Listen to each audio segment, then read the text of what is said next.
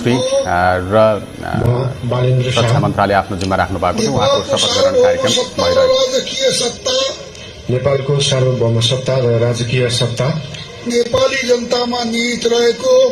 नेपाली जनतामा निहित रहेको नेपालको संविधान प्रति पूर्ण वफादार रही सत्यनिष्ठापूर्वक प्रतिज्ञा गर्दै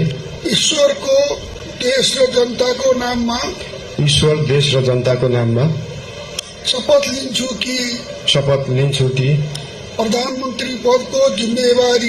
प्रधानमन्त्री पदको जिम्मेवारी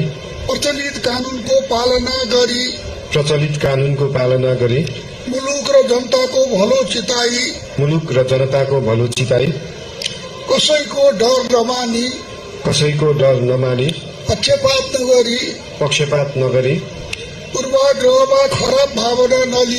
पूर्वाग्रह वा खराब भावना नलिई ईमानदारीका साथ गर्नेछु र आफ्नो कर्तव्य पालनको सिलसिलामा आफूलाई जानकारीमा आएको कुरा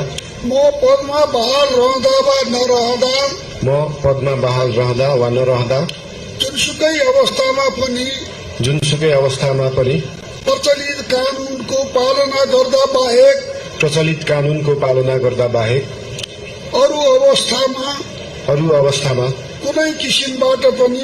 कुनै किसिमबाट पनि प्रकट वा संकेत गर्ने छैन।